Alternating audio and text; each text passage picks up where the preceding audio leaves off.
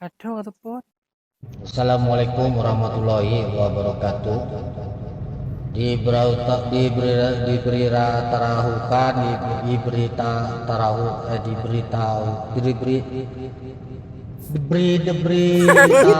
salah menatap Emi. Saya memberitahu kepada Urilah. saudara kawan-kawan saya main TikTok. Wah, ada TikTok mau menasa. Saya nama saya Saburi. Macam dulu. Ayo pikir aku. Saudara, pernah aja nak dengar tanya apa pengumuman yang menasa. Oleh pernah sakit, mau bergabar agak apa? Kamu main TikTok, man perhubungan man dengan pengumuman yang menasa. Hai perhubungan, kau nggak buka pengumuman, kau yang main TikTok. Ubah hari saudara. Kau pengumuman sama dengan TikTok. Hai dah kira jam 2. Mau kah dengar bergabarnya nah? Dengar dalam TikTok.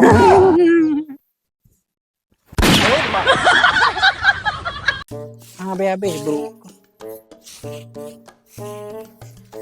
Mak, long hawa ko mi lebih nasi peng aku belum mi. Anjir, lebih saya makan lo ada kuenan makan baru makan sabitri udah buka mi ada ko lo kuaju mana aku sebab mentak ko bekelo aku mau rahung pajak pes dulu ya kajak bagede kabel sami melebo ana mangan upai apa kami mau bukan mangan apa sirbe ka mangan mi mangan buka apa ada mi makan dia aling mangan sehat dong siapa kah get mak ramai makan malam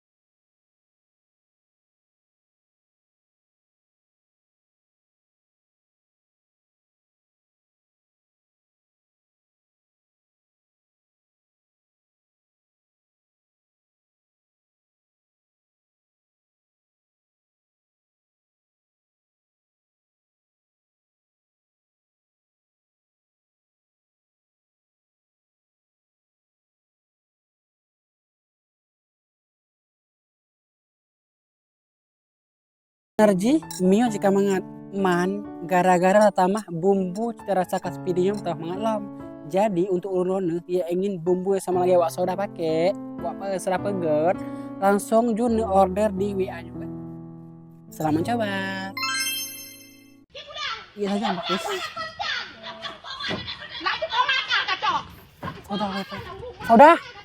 soda nang santai tak nah kali buat kan gaji santai tapi ada ku kan santai tapi kagok yang di kelantanya karena udah santai punan tepu patra urang pakai tahu bati ketok ku pakai song pakai punya bati ketok bi mata aja kan anak urusan mutar parah bitku berarti lewatnya inang galeng tapi rote na begitu dah buka HP nyala judul mẹ bagi anak update nampak prima update nya lu update udah update bahasa Inggris kemungkinan yang penting nah watau đó nabut kuilong napu kubikana ku kabeh perkara seru aja udah aja geling-geling yang perlu pejam sebab bila bah kinan kalau dah udah saga yang nama ju anak kalau kah ikan nah tinggal dah orang tua kun bagom pakai mẹ yang udang pawang bagom perang mẹ yang juga panglima kan nya sudah hai seru nah tak komen-komen mak lewatnya ala tadi ngomong so tan kuahan ka le ba udah orang manggung le ba ka nah katongnya sebab ayo di